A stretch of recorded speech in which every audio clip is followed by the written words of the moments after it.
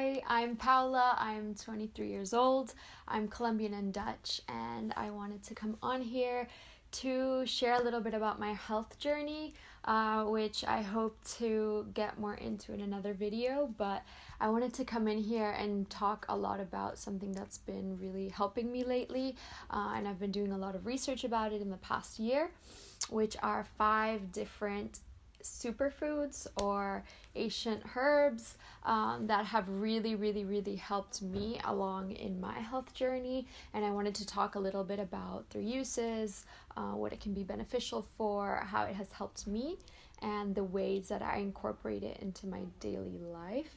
So before I start, I know that superfoods is like a term that gets thrown around and everybody's taking all these supplements nowadays. There's some people I know that are taking like 8 supplements a day, and I'm not here to promote that because I think that can almost be counteractive. But these are 5 different herbs that I have learned to incorporate in my basically everyday life, which have really worked for me.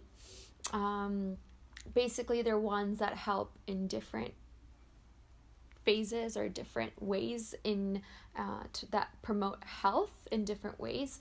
But for me, I've been mainly using them for my symptoms, which are acne, inflammation, IBS, which is irritable bowel syndromes, and gut issues, and hormonal imbalances. So basically, all of these herbs tend to be helpful in terms of different imbalances within the body and inflammation. So if you want to keep watching and listen a little bit about these 5 superfoods, stay tuned. So the first one is turmeric. I'm sure you've heard about it. Everybody's talking about it. To be honest, I wasn't a huge fan of turmeric. I tried to use it in face masks and such ages ago, but I just wasn't sold. It wasn't until I went to India last year and I talked to different Ayurvedic doctors, and I basically had it in every single meal and learned about the amazing benefits of it and how it can be used more effectively.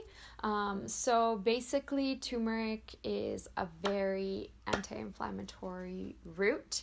It is a root, so it can be either consumed as a supplement if you don't like the taste of it, because it is quite strong. Also, if you're cooking with it, it can kind of rub off to your skin and like stain you for a little bit, so just be cautious of that. But it can be taken as a supplement or cook with it. You can use the root, the turmeric root, or you can buy it in powder form. And when you're cooking with it, it's really important that you cook with it mixing with black pepper, just because the main component of turmeric is curcumin, and when curcumin is mixed with black pepper, its elements, so its anti-inflammatory component is really enhanced. So this will really kind of bring out the most benefits when you're consuming turmeric. It can also support liver detox, which is huge when you're struggling with acne, and I've really learned about that in this past year with my naturopath, which I'm going to be talking about in a different video. But in order to deal with acne, you need to often detox your liver, because there's often toxins which are not being dealt with well in the liver, and turmeric can really help with that. Also, there was a study conducted which showed that it can also help alleviate depressive and anxious symptoms. This isn't to say if you're diagnosed with depressive major disorder that you can be just sprinkling turmeric and you're going to be fine. But however, a daily intake can help alleviate some of these symptoms. I'm going to be sharing the research that I'm basing all of this down below. Because it can elevate neurotransmitters such as serotonin, and it can lower stress hormones such as cortisol. If you see me look down here, it's just because I'm looking at my notes, because I want to make sure that I touch upon everything. So basically, curcumin, it's anti-inflammatory, it supports liver detox, it can alleviate depressive and anxious symptoms, And finally, for IBS, there was a study conducted with patients with IBS who took curcumin every day for a period of 8 weeks, and it also helped them alleviate IBS symptoms such as bloating and gassiness. So it can also help relieve a lot of gut health irregularities and imbalances. Also, just as a last thing on turmeric, it can increase the antioxidant capacity of the body. The antioxidants in your body are actually those that fight against free radicals. So this, together with its anti-inflammatory component, can be really beneficial in different ways. So the second superfood or herb that I'm going to be talking about is something that is widely used and common also in the Western world, which is cinnamon. And actually it has huge health benefits, which I've recently discovered. I'm a huge cinnamon fan, and now I basically sprinkle it onto everything, whether it's my oats, coffee, matcha, smoothies, just pancakes, onto everything. Basically, it really helps with stabilizing blood sugar. And stabilizing blood sugar is really important in hormonal imbalances. So for example, I deal with PCOS, which is polycystic ovary syndrome, which, if you don't know, is a hormonal imbalance in the body that can happen in women. And this can often lead to an increased level of blood sugars and a low insulin resistance. So cinnamon has actually been found to help with that. And something that I do, which is combining turmeric and cinnamon, which has really, truly, honestly helped me.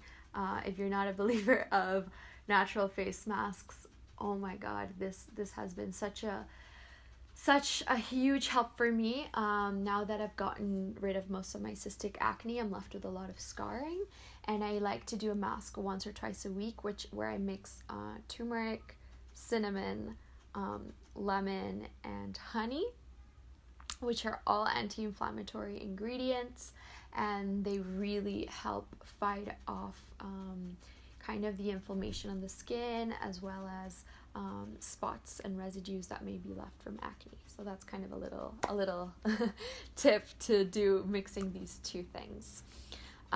So now going on to more ancient and traditional herbs, which might be less known, but I personally love and incorporate into my everyday life.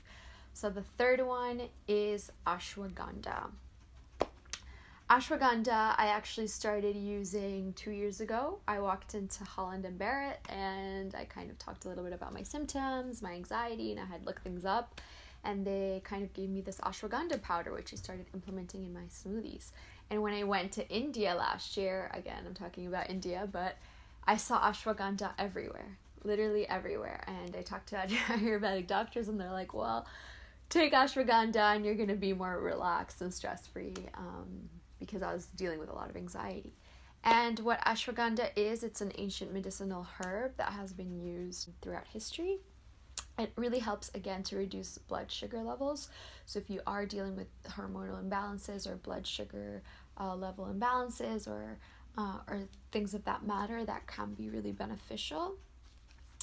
It can also help reduce stress and anxiety, as it really does help reduce cortisol levels. Again, I will put studies down below. So basically, it was recommended to me by an Ayurvedic doctor that I went to, and I was talking a little bit about my hormonal imbalances and having difficulty sleeping and my anxiety. And what they said is that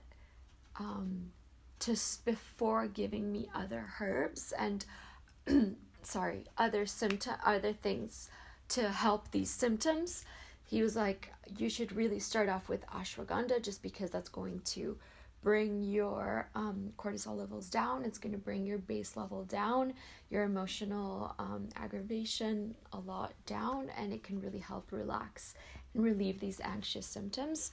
And to be honest, I really do see a difference ever since I've incorporated it on a daily basis. So before, when I first started, I would just kind of throw it in a smoothie once a week. it's not really going to be beneficial that way. So now I'm taking it every week, every day. I have it both in supplement and powder form. So when I don't have a smoothie, I'll take a supplement or vice versa. The fourth superfood that I'm going to be talking about is a blue-green algae, which has been more popular, I guess, in media nowadays. It's called spirulina. Spirulina is amazing. I have it in my morning smoothie every single day. I prefer it in powder form personally. So it has so many nutritional values. So it has, per tablespoon, it actually contains 4 grams of protein. It has the 11% of your daily recommended intake of iron. I'm personally quite deficient in iron, so I try to look for things that are rich in iron. It also has high levels of vitamins B1, 2, and 3. And it also has a decent amount of other micronutrients and minerals such as magnesium. And basically it also has a high power of antioxidant and anti-inflammatory capacities, because its main component is phycocyanin, which helps fight free radicals because of its antioxidant capacity. So I usually take this every single morning. Again, it helps with my protein intake and iron intake, which in the past year I've really been struggling with. Low levels of iron can result from low levels of zinc, and low levels of iron may result from also low levels of B12, which I was suffering with. So basically spirulina really helps with protein, iron levels in the body, nutritional value, antioxidant and anti-inflammatory benefits. And it can also provide you with different micronutrients and minerals, which are always welcome. And the fifth and final superfood or herb that I'm going to be talking about today is maca root. Maca root originates from Peru.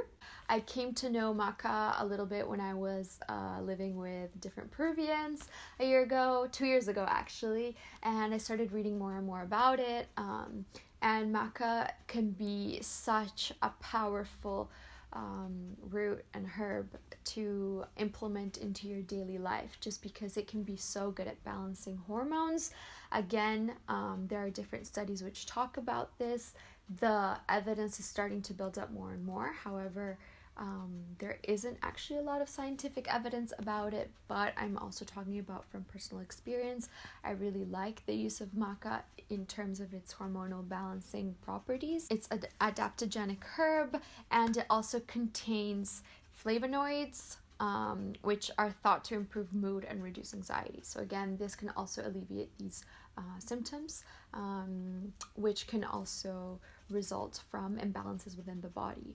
Again, a lot of these things are interlinked, because what I've come to notice and what I'm learning more and more about, as I've been learning more about ancient medicine, and kind of which has resulted from the things that I've seen in my own body, is kind of the interlinks and the mind-body connectivity.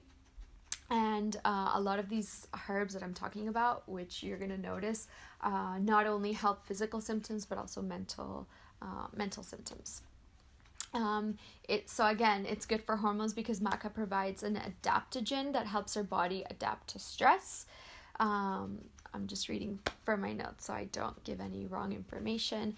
So maca works with our body to lower cortisol levels, which has shown to cause imbalances in our sex hormones such as progesterone, estrogen, testosterone, and DHEA. So in turn, it can be good for balancing our hormones, and also it can be really energy producing, so I do like to take this in the morning.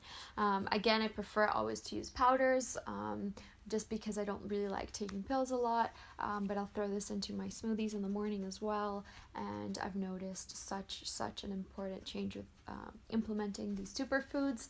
I hope this can help anyone. I'm going to be sharing my story a little bit more at another time, just because I want to kind of share what I've learned and the process and the journey that I'm currently still very much on, in case that it resonates with anyone, or to open and spark discussions on all of these topics. Because what I've come to realize is, and what I'm learning more and more every day from is kind of this interlinked nature we have of our bodies, our minds, and kind of how all of these physical symptoms can be signs of what's going on in our own body. I know that anxiety for me was a strong sign of my gut health problems, which I really had last year, and I'm still kind of dealing with, but I'm working on, and also my hormonal imbalances.